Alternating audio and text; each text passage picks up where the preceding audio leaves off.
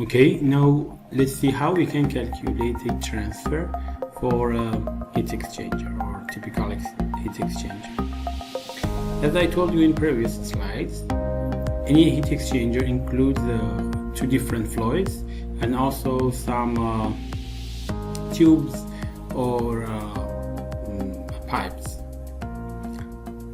So usually we have such a configuration. This is what we have actually for a double pipe heat exchanger. As you can see, we have the inner tube and the outer tube, and different fluids, hot fluid in the inner tube and the cold fluid in the outer tubes, or between the two tubes. Now let's see which type and how many heat transfer we have for this heat exchanger.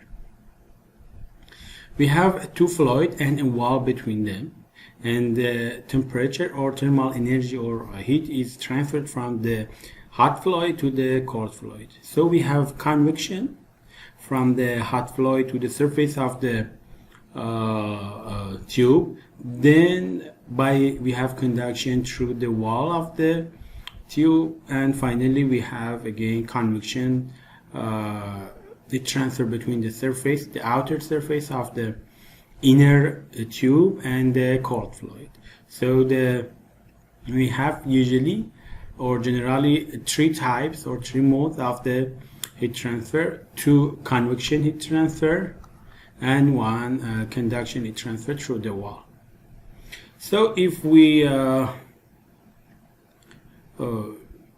magnify this part of the heat exchanger or the tube, you can see here you have convection here, conduction in the wall, and again convection from the surface to the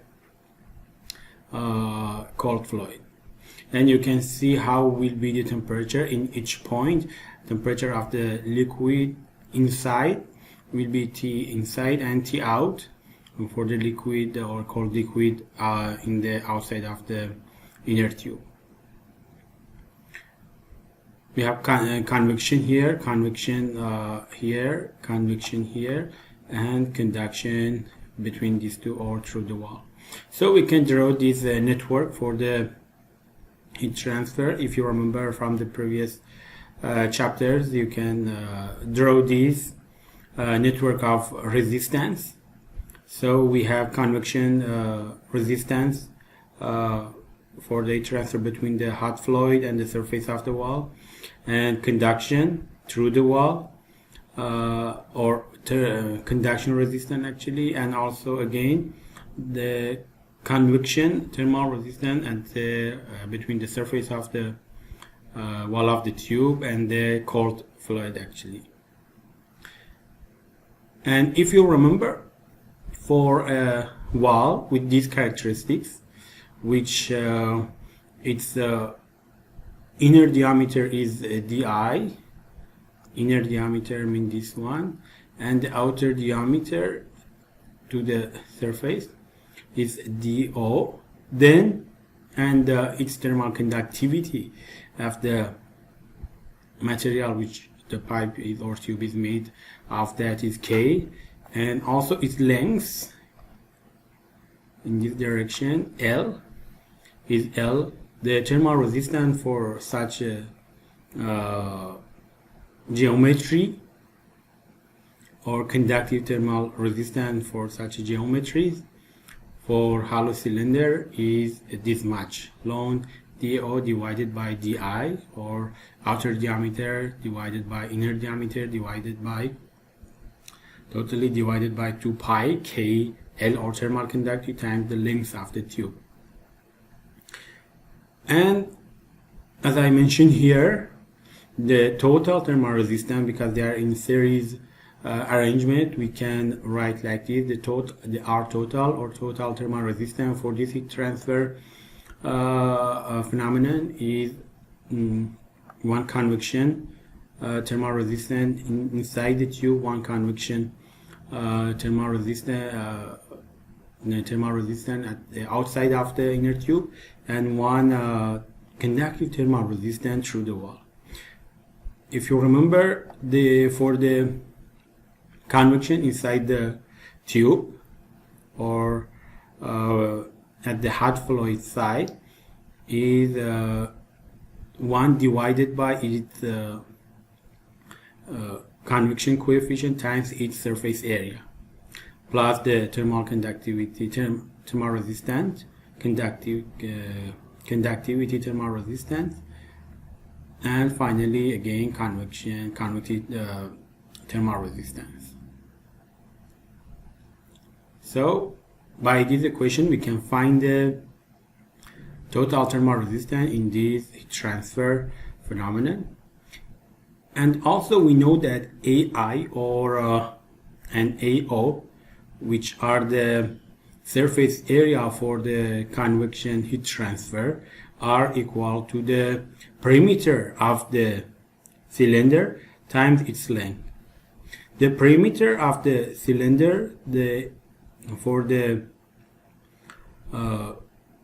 convection between hot fluid and inner surface of the tube, is pi di, which is perimeter, times the L, the length of that. And also the AO, or the outer surface area for convection heat transfer, for this heat transfer, is pi the O, or this is perimeter, times L, or distance. So we know this surface area and also the inside of this tube. But usually we just combine all of this thermal resistance in a path of heat flow from the hot fluid to cold one, and we just write R as we saw in previous slide. And you can see here this R, which is a combination of these three, can be written simply like this R. So the total rate of heat transfer in this heat transfer phenomenon, or Q dot, will be equal to delta T, or temperature difference, divided by thermal resistance. You know from the previous chapters, this one. And also it is convenient if we write like this, that delta T divided by R is equal to U A delta T, which U is the overall heat transfer coefficient. We call the U overall heat transfer coefficient, and it is a characteristic of the heat exchanger. So heat exchangers can be defined according to their overall heat transfer coefficient. It is a characteristic of heat exchangers, and usually we should find it, or it is given in the problem related to the heat exchangers. And also we have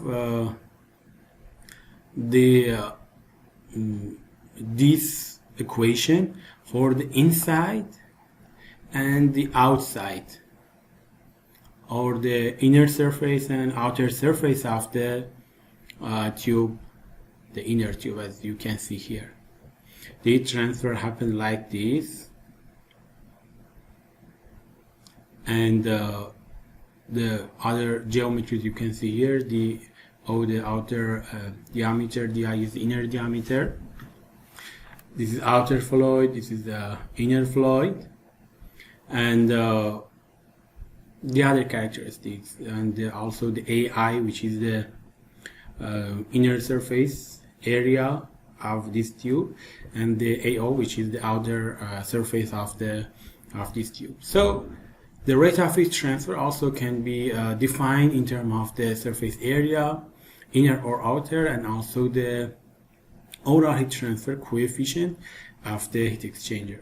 And as you can see in this equation, the relationship between the U, or overall heat transfer coefficient, and R as the total thermal resistance is like this. R is equal to 1 divided by UAS, or 1 divided by UI AI, or also equal to 1 divided by UO AO, which you know the definition of the AO and AI as well. As you seen in the previous slide, the R is also itself equal to this much: convection thermal resistance and conductive thermal resistance. So by knowing all of each one of this information, we can find the other one. But usually the thickness of the wall is very small compared to the length of the other dimensions of the heat exchanger, and we can imagine that the thermal resistance or conductive thermal resistance of the wall is 0 when the thickness of this tube is very low. So these relationship just will be simplified to this one. When the thermal resistance of the wall is 0, then the surface area of the inner and outer surface of the inner tube also can we can imagine they are also equal, as you can see here, because the thickness is very small, so the difference between DI and DO also is very small. So we can imagine that the surface area in the inner surface area and outer surface area and inside these are equal. So this equation will be simplified like this: 1 divided by U will be almost equal to 1 divided by HI plus HO. So for a heat exchanger like this, double pipe heat exchanger, the overall heat transfer coefficient is dependent on the convection heat transfer of the fluids only.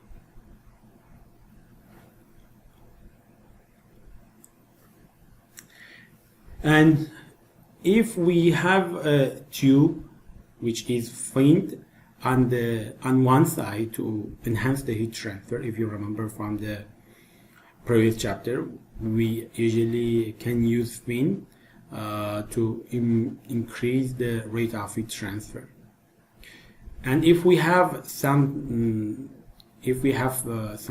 kind of fin in one side of the tube, I mean this tube for example, if we have some kind of the fin, then total heat transfer will change to this one, which the AS is the total surface area of heat transfer, will be equal to the area of the fin plus the area of the unfinned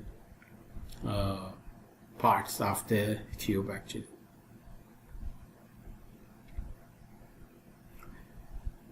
And as I told you in previous slide, and you can see here, the overall convection, overall heat transfer coefficient, when the thickness of the wall is very small, this U, or overall heat transfer coefficients, is only dependent on the convection heat transfer coefficient of the two fluids.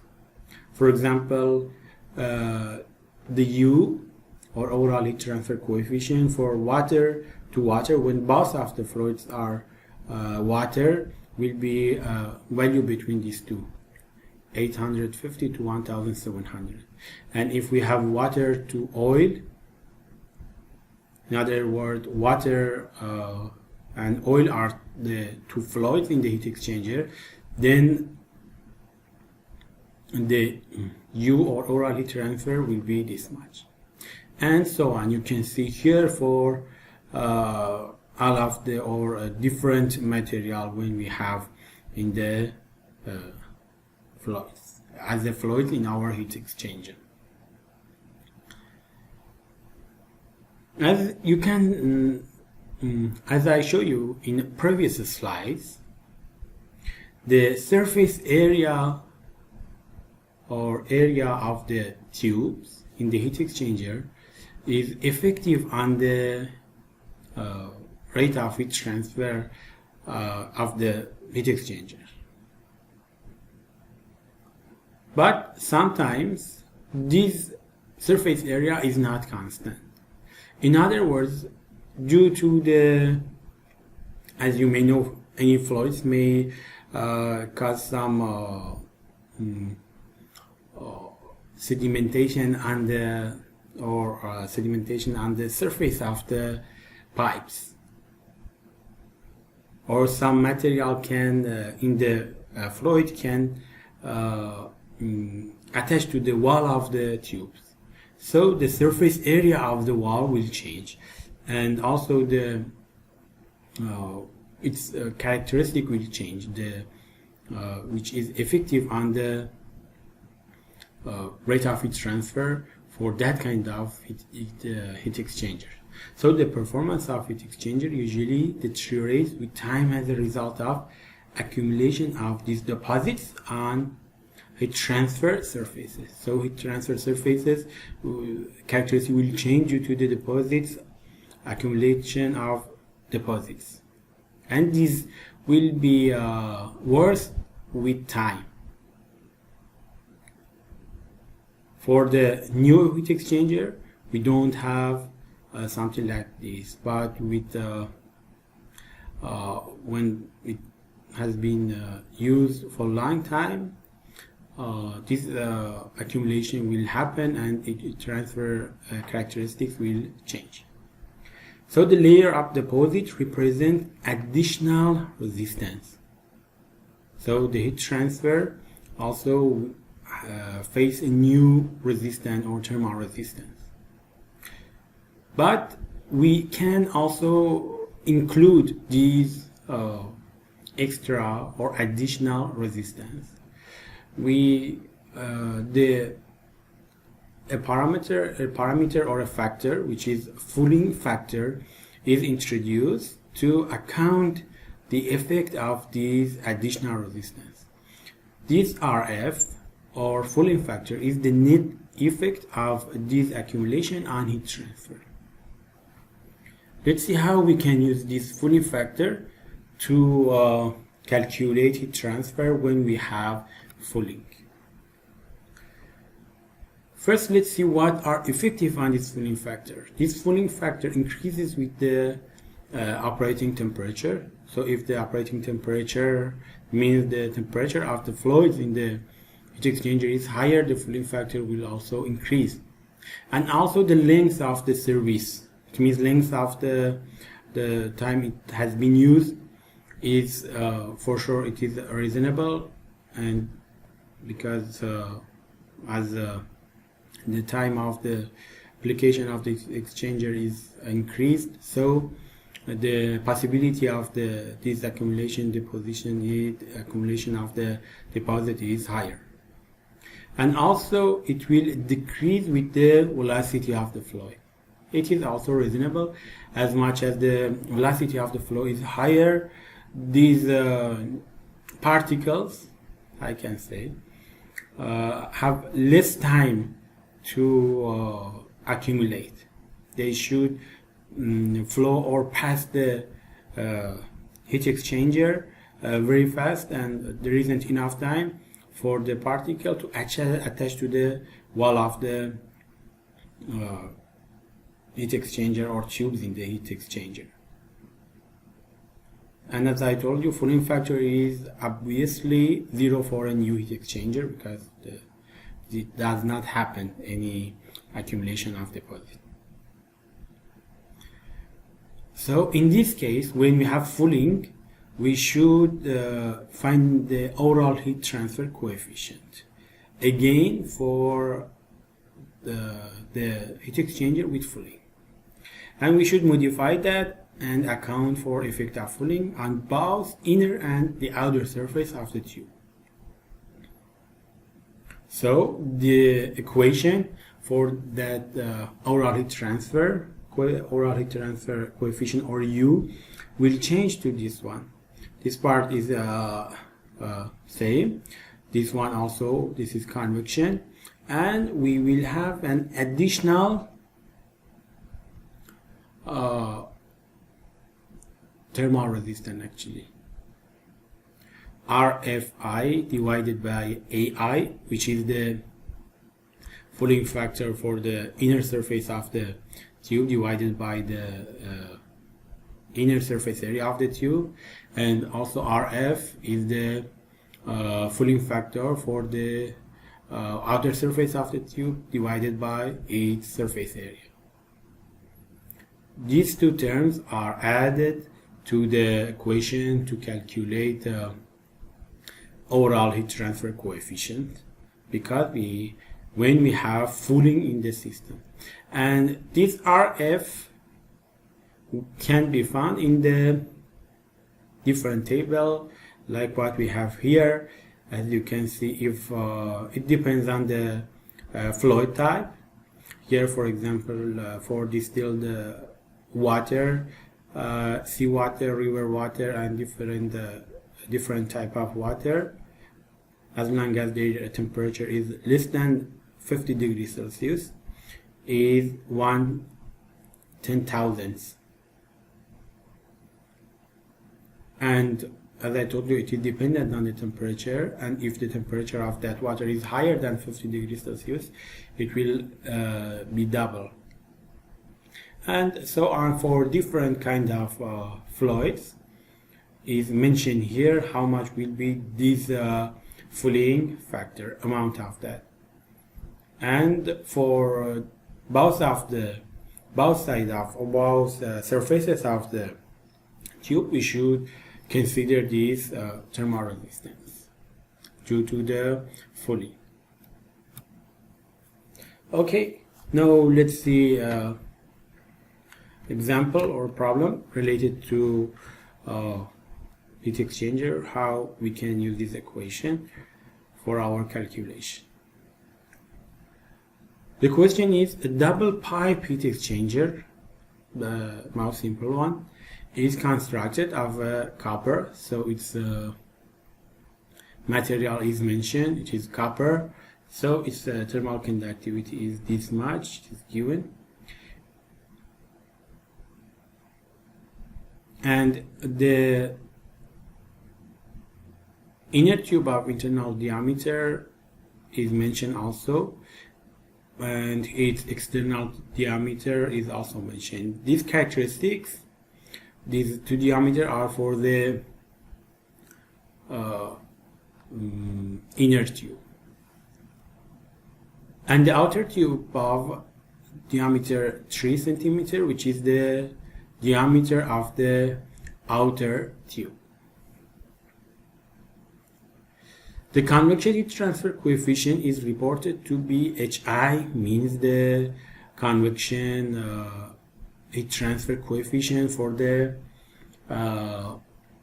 fluid inside the inner tube, on the inner surface of the tube, and HO, which is the convection heat transfer for the outer surface of the inner tube, will be 1400. Now we have the information, we know the diameters of the two tubes, and also we know the convection heat transfer inside and outside the inner tube. And also for a fouling factor, which is equal to 5/10,000 on the tube side, and for the shell side is 2/10,000. Then its unit is meter square degree Celsius divided by watt. So we have fouling as well in this heat exchanger. We have fouling, we have also fouling factor for the bow surface. Now we should determine the thermal resistance of the heat exchanger per unit length. So first we should determine the thermal resistance of heat exchanger, and also then we should determine the overall heat transfer coefficient, or U. For the UO means we should find this overall heat transfer coefficient for the inside and outside of the inner tube, and we should calculate them according to based on the inner and outer surface area of the tube. Okay, let's first see how we can solve this problem. As usual, I prefer to start with the fundamentals. If you remember in previous slide, for heat exchanger with this configuration, double pipe, the thermal resistance when we have fouling can be found by this equation. R equal to 1 divided by HI AI plus RFI divided by AI, and so on. Let's see what information we have and what we don't have. Okay, HI AI. Do we have? Yes, it was mentioned that HI, which is the convection transfer for the inside tube, we have. And AI also is the surface area. Can we calculate surface area? Yes, it's diameter is given 1.2 centimeter, or simply 12 thousandths, times unit length. It was mentioned to find this thermal resistance for unit length, so it should its length is 1 meter. So the surface area is, this is perimeter of the cylinder times its length. This perimeter times its length. Then it will give us the surface area. So AI should be calculated by that D, and AO should be calculated by the, how much was the AO it should be calculated according to the outer diameter or external diameter, which is 1.6 centimeter. It is also substituted in the equation. And also DO, DI, we have that. L is 1, K is the thermal conductivity of the material, which is mentioned, 380. And also RFI and RFO, which are the fouling factor, which is also mentioned here. The fouling factor is for the inner surface is 5 10,000ths, and for the outer surface is 2 10,000ths, and we can just simply substitute them. So finally, by solving this equation and doing this calculation, we can find this result for the total thermal resistance of heat exchanger with these characteristics. Okay, then we should find the U, or overall heat transfer coefficient, for both inner and outer surface. If you remember, we had this equation which showed the relationship between the total thermal resistance and also the overall heat transfer coefficient for the inner surface and outer surface. So just by rearrangement, we can say that UI is equal to 1 divided by RAI, like this. So we have R already we have calculated, and AI as the inner surface area. So this overall heat transfer coefficient for the based on the inner surface is this much, and in terms of the outer surface, simply by rearrangement of this equation, we can find the UO, or the overall heat transfer coefficient based on the outer surface area. So we have these two overall heat transfer coefficient based on the inner and outer surface area. A simple example, just show how you can use those two equations. Okay, the other equation is also include fouling. Let's see how we can solve this problem. Water at an average temperature of 110 degrees Celsius and an average velocity of 3.5 meter per second flows through a 5 meter long stainless steel tube, which its thermal conductivity is 14.2 watt per meter degree Celsius in a boiler. So here we have a boiler, and we will see how it is effective when why it is important when we have a boiler. The inner and outer diameter of the tube, the dimension of the tube, is also mentioned. So if the convection heat transfer coefficient at the outer surface of the tube where boiling is taking place is this much, determine the overall heat transfer coefficient, or UI, of this boiler based on the inner surface area. It means we should use UI. It's mentioned here. So we should calculate the UI for the inner surface. And also we have fouling, and the fouling factor for the tube or the tube side is equal to 5/10,000. So how much is UI? Okay, now like the other examples, first let's see what we are going to find and how we can find it. The question is to determine the UI as the overall heat transfer coefficient based on the inner surface of the tube in this heat exchanger. And if you remember, the equation to calculate UI was this one. UI was equal to 1 divided by RAE, or this one, the base equation, which was R equal to 1 divided by UI, AI as the surface area of heat transfer. Okay, let's see if we can calculate by this equation. To calculate this equation, we need to know AI and also R as the total thermal resistance. AI, do we have the AI or the surface area of heat transfer or surface area of inner surface?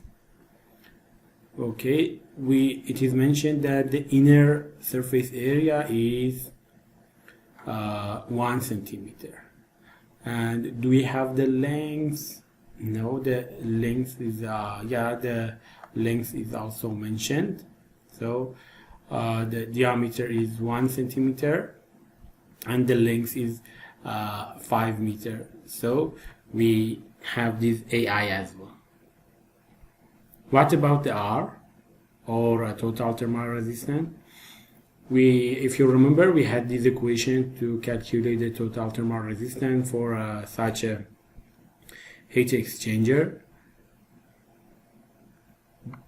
To convection thermal resistance and conduction thermal resistance, and the fouling, the thermal resistance due to the fouling. Okay, now let's see if we can solve this one. 1 divided by HI AI. We have AI. What about HI, or convection heat transfer coefficient? Do we have? No. If we see the question, we have only HO, and we don't have HI or convection heat transfer for the inner surface. So let's first see how we can find this HI. HI is the convection heat transfer. If you remember from the previous sessions, to find this convection heat transfer coefficient or H, which is for the inner surface, the fluid and inner surface of this tube. We should see which type of the convection or flow do we have. Okay, here the fluid is which here is the water, is flowing inside a tube, so it is a internal flow.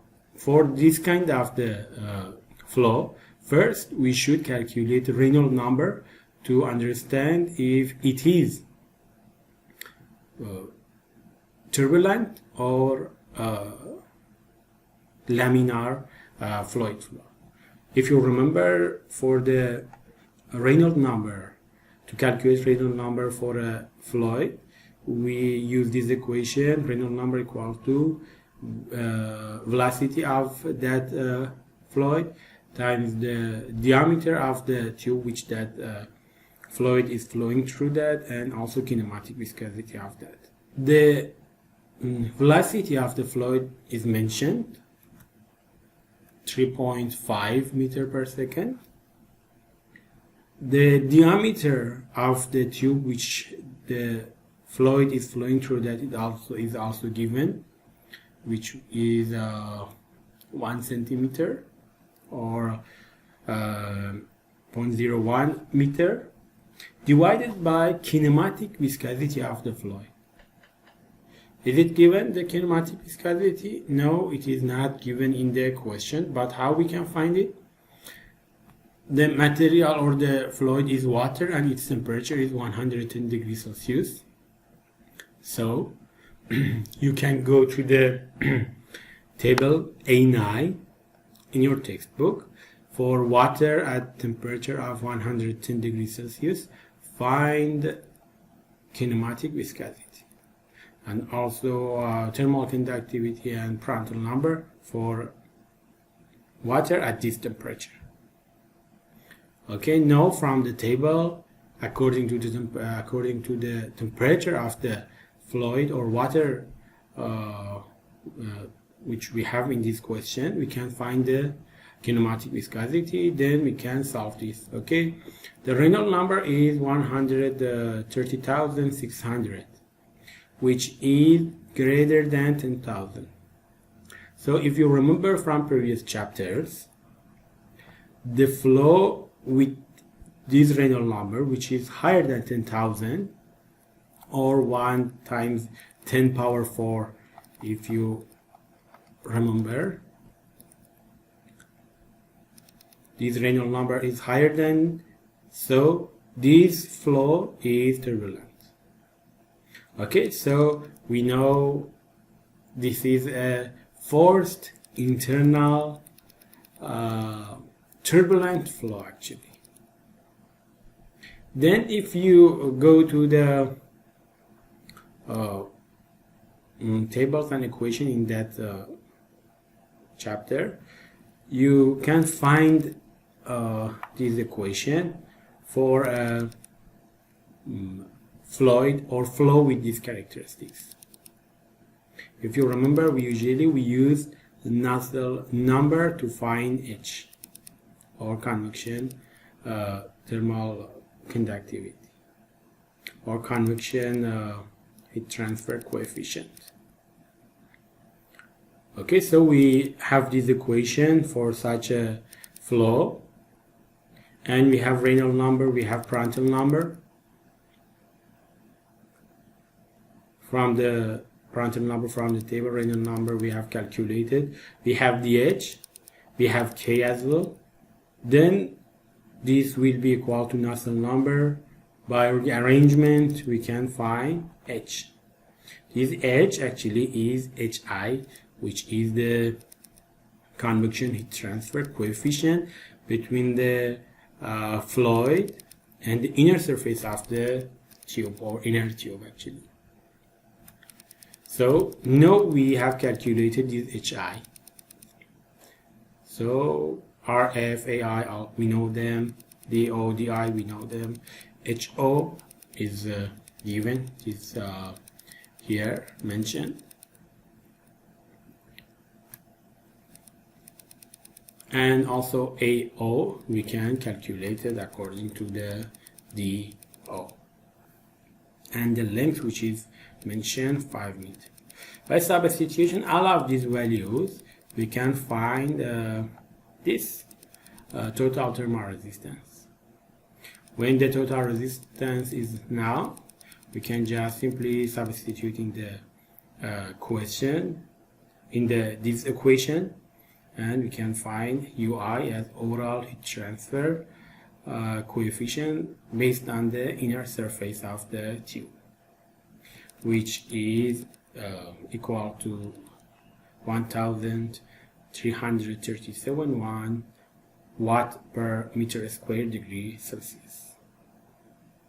Okay, now up to now you have learned how to categorize the different heat exchangers, how you can find the overall heat transfer coefficient for them, what is falling, and also how you can find the thermal resistance for different heat exchangers. Now let's see how we can design a heat exchanger or heat exchanger system.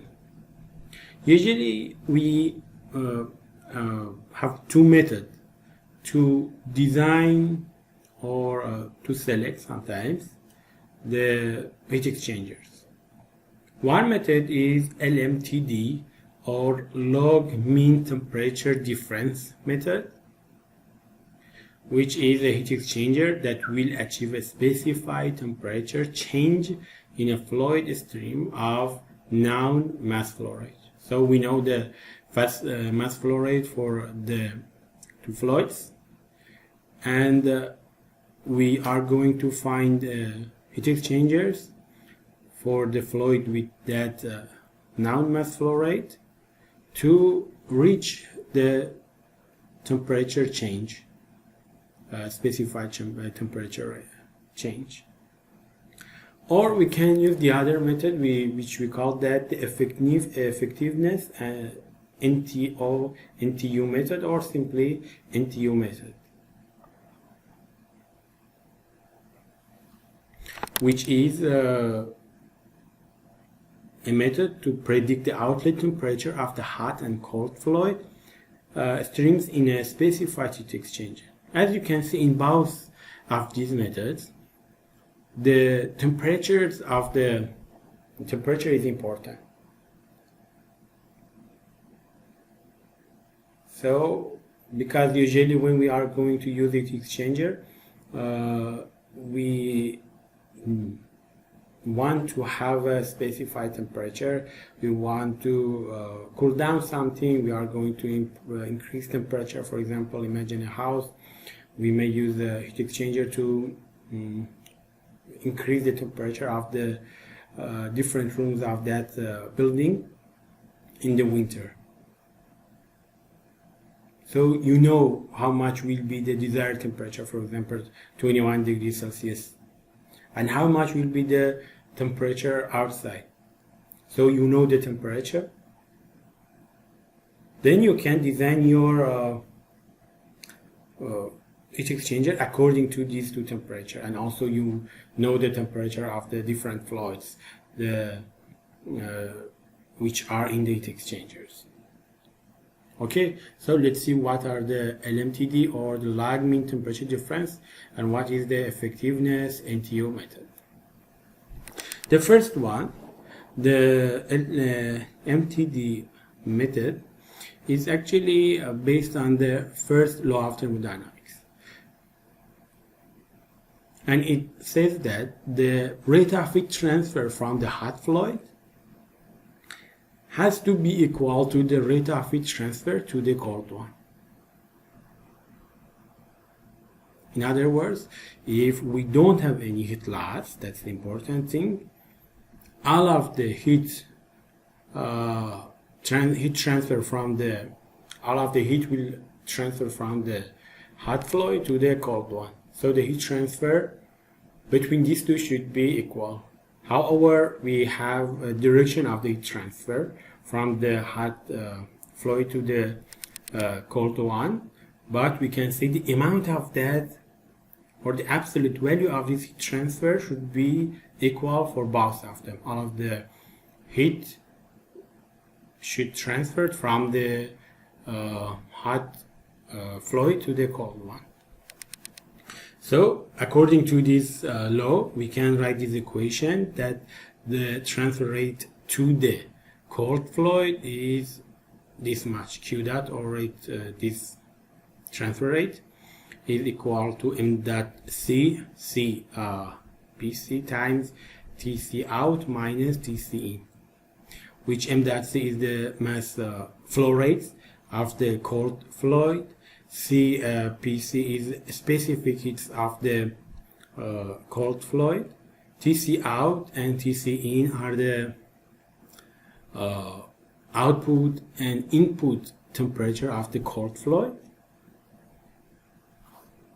And you are familiar with this equation to calculate the rate of heat transfer for different materials.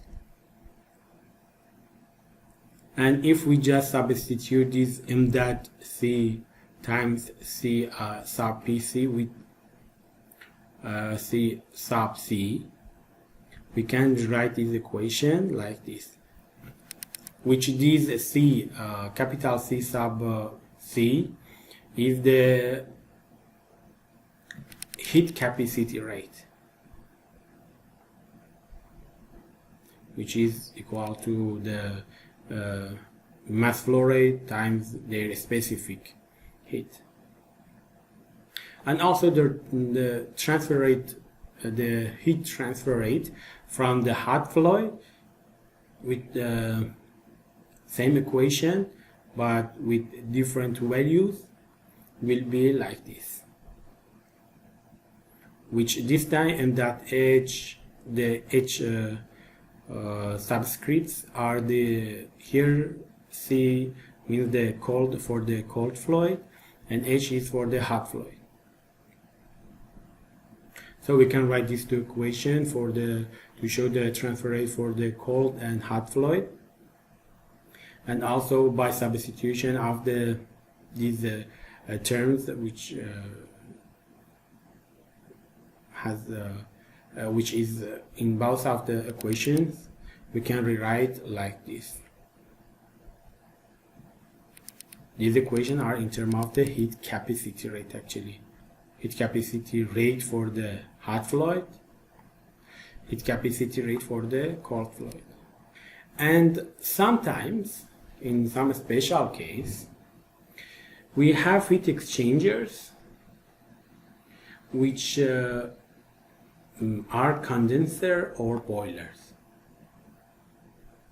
These two kind of the heat exchangers, the use a concept of the phase change process. So the Q dot, or transfer rate or heat transfer rate for this kind of the heat exchanger will be equal to the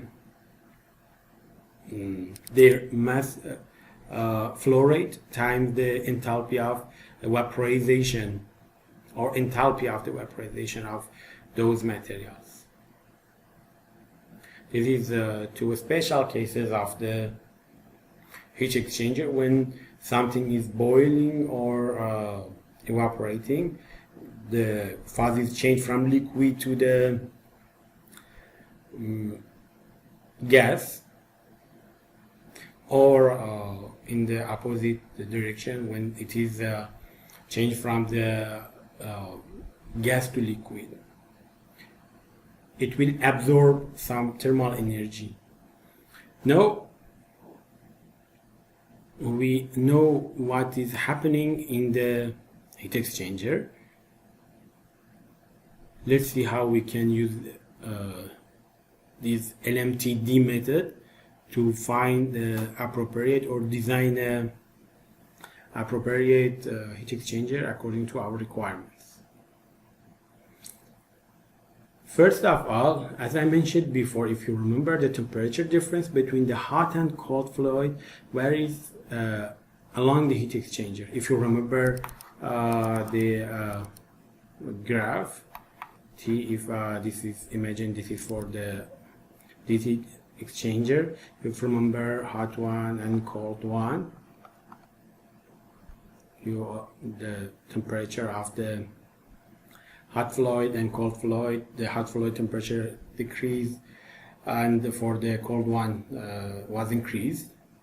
And as you can see, in each point its temperature will be different. So it is really complicated to calculate heat transfer for each location. Then it is convenient to have a mean temperature difference, or TM, for use in our relation.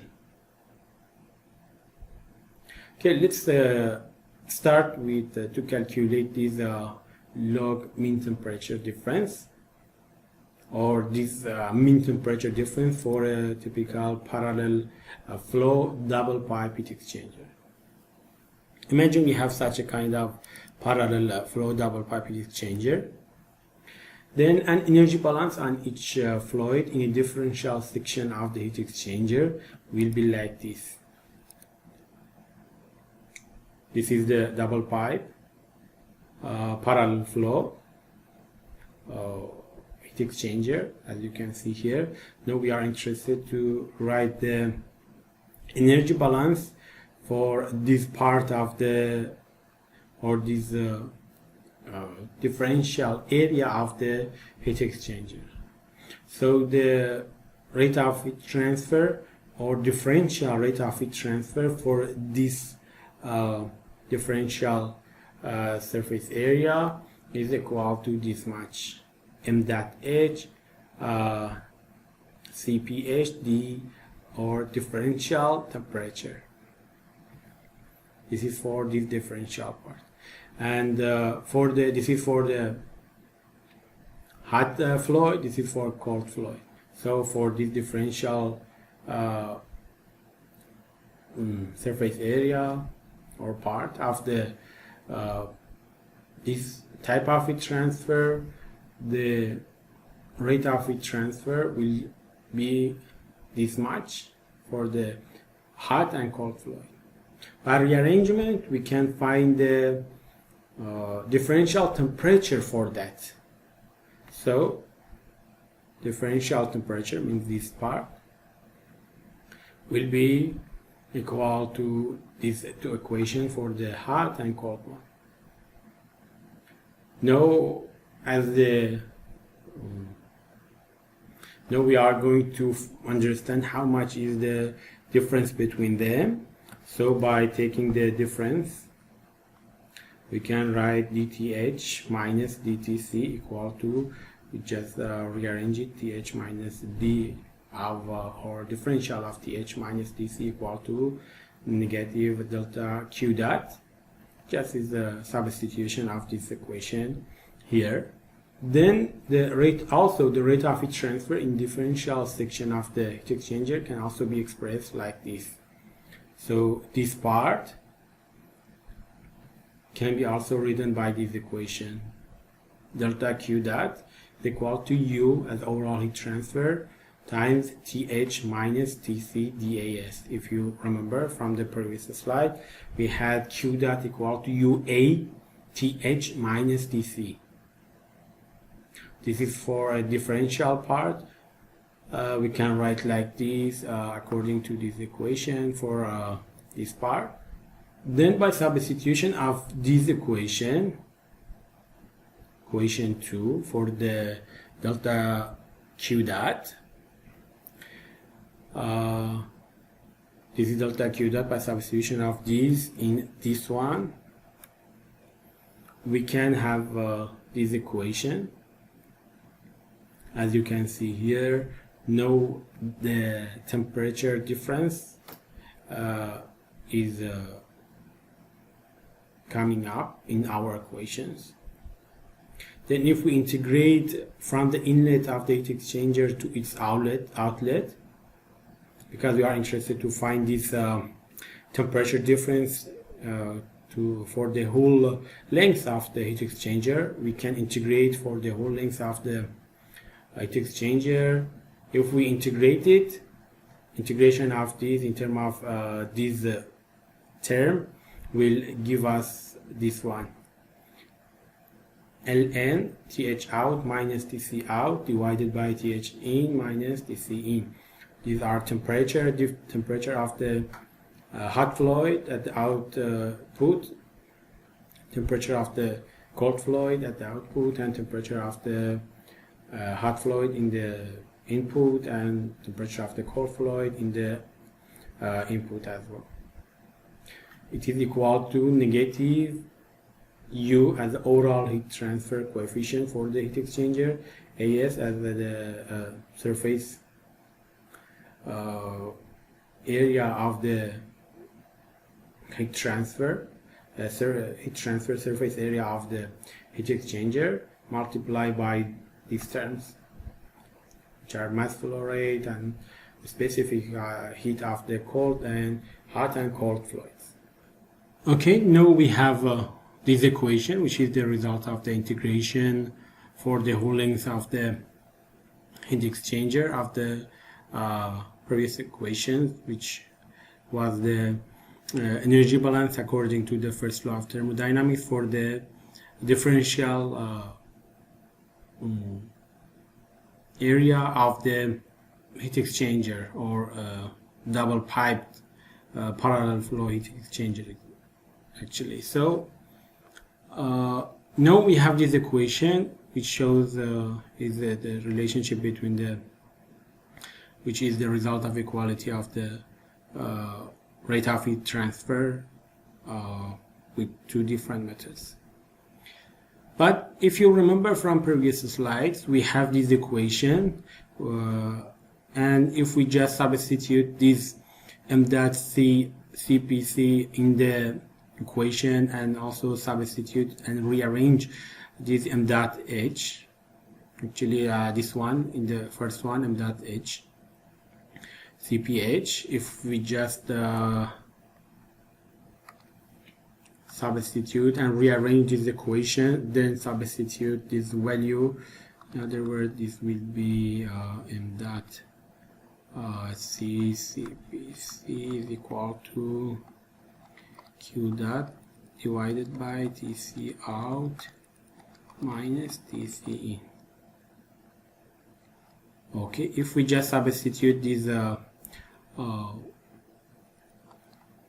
in this one, and also calculate m dot h cph and substitute in its location here, then, and also if we define delta T1 and delta T2 like this, delta T1 is the temperature difference, like this, the temperature of the hot fluid at input, and the temperature of the cold fluid at the input place.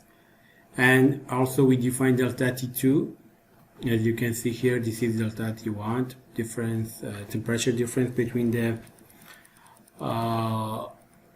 two fluids at their inputs, and delta T2 is the temperature difference at the output of those two fluids from the heat exchanger.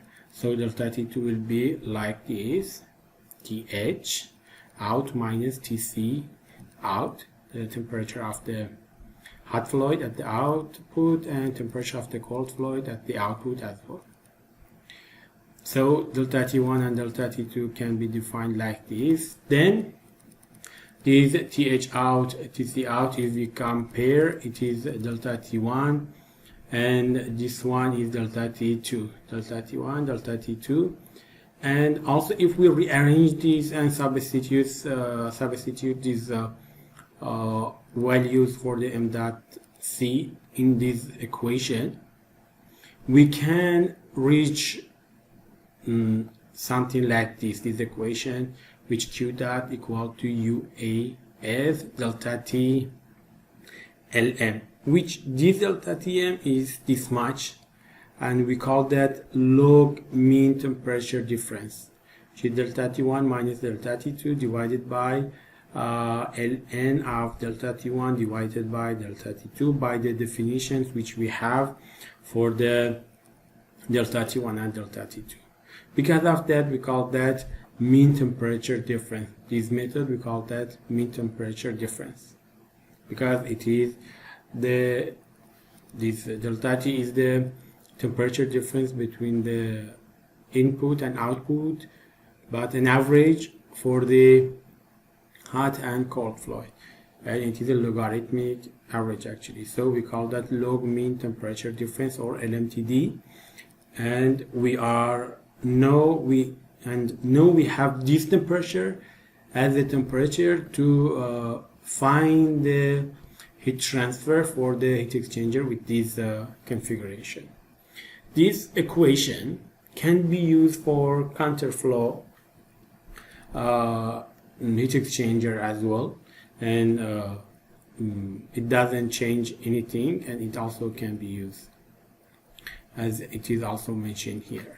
But for the counterflow heat exchanger compared to the parallel flow heat exchanger, this log mean temperature difference is different. For the counterflow one, this delta T Lm is higher than the parallel one. So a smaller heat exchanger is needed to achieve a specified heat transfer rate in a counterflow heat exchanger. So when we are going to choose between the two types of heat exchanger, which are one of them is counterflow heat exchanger and the other one is the parallel flow, the counterflow can be a smaller size to provide the same amount of the heat transfer, because its logarithmic mean temperature difference is higher than the parallel flow, as you can see here. And also, if you remember in previous slide, we told you usually we have more than just one tube and more than one pass, and we may have multi-pass or cross-flow heat exchanger as well. Then again, we can use that log mean difference temperature concept, but we should use a factor or a coefficient, which we call that which is a correlation factor, and it helps us to find the log mean temperature difference for different type of the heat exchangers, not only the double pipes.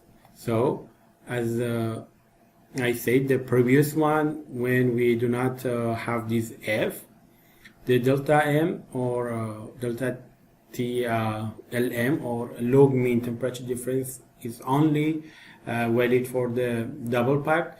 But if we use this coefficient, then we can use this log mean temperature difference, the new one, for the other type of the heat exchanger like multi-pass or cross-flow heat exchangers.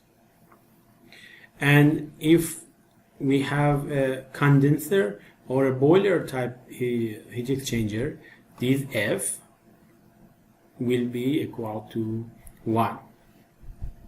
Here you can see the relationship between the correlation factor and the number of the shells and the configuration. You can see here, this is for multi-pass. You can see the differences between these and double piped with just one pass flow. Here is a double pass. If you see in this, if you notice to this figure, you can see the flow or hot flow will come to the tube from this side and it goes to the heat exchanger and come back. So this is a two pass actually. So this is two pass tube and also one pass shell or one shell pass actually. So for this kind of heat exchanger, to calculate that delta T or log mean temperature difference, we need to have this F. Okay, so where we can find this F? By these different graphs, which is provided according to the temperature of the fluid at input and output.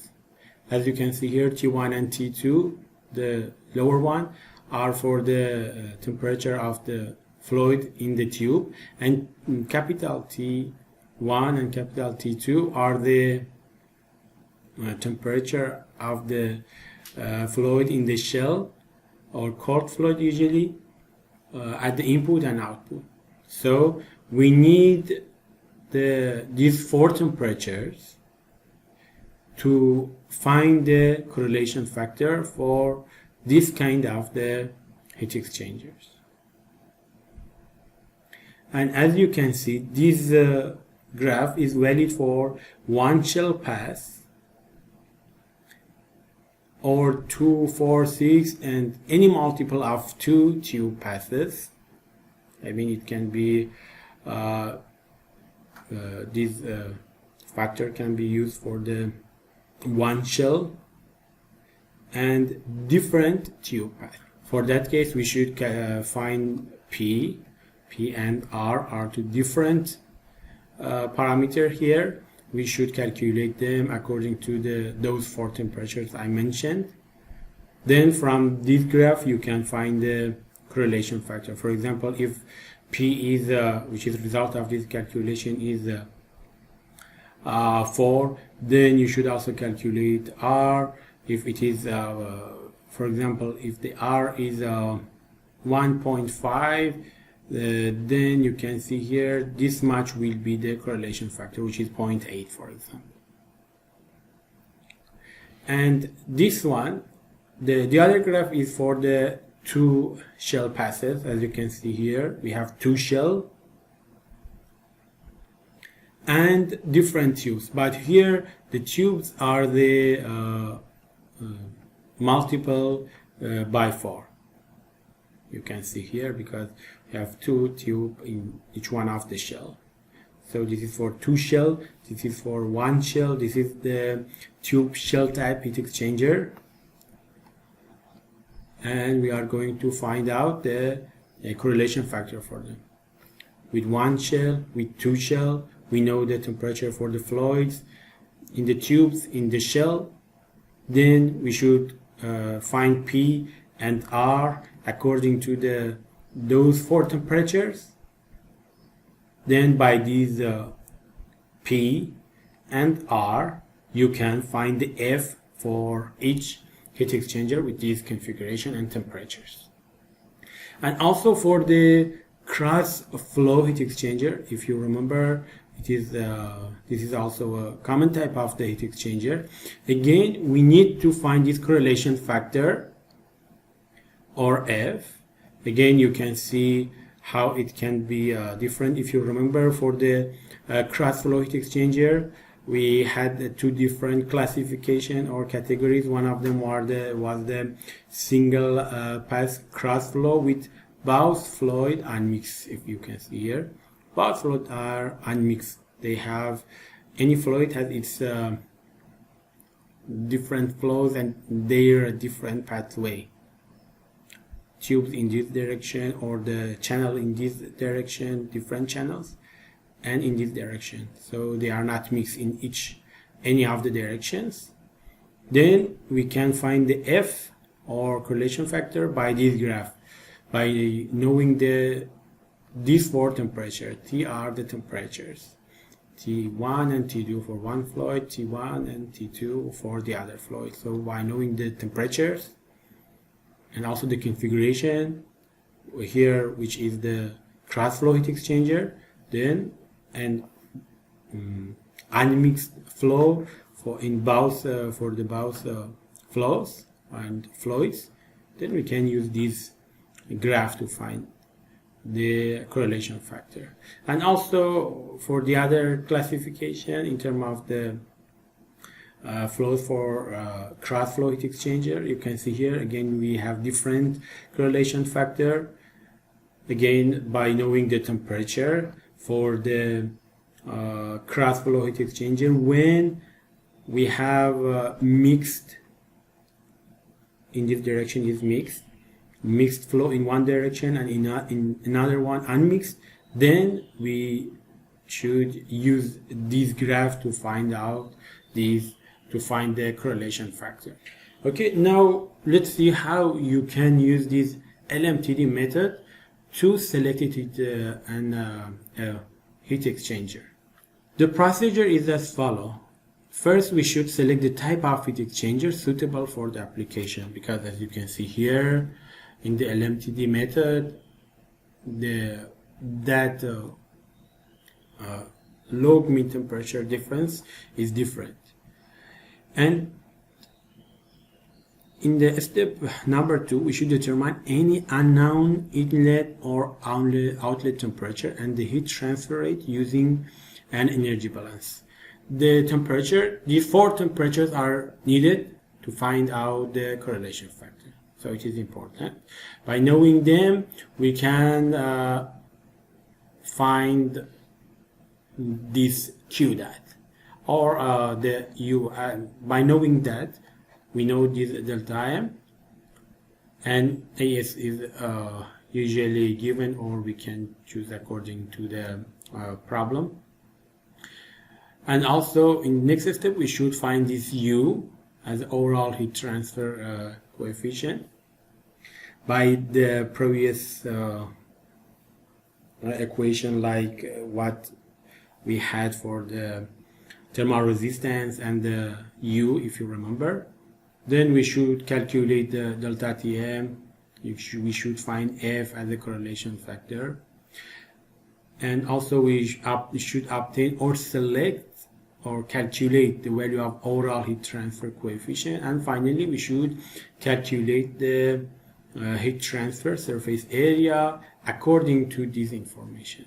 So, because we have this step like this, because usually we need to have a heat exchanger which its surface area is our limitation, because the temperature, the flows and their temperature is there usually, and we should design for those temperatures and flows an appropriate heat exchanger.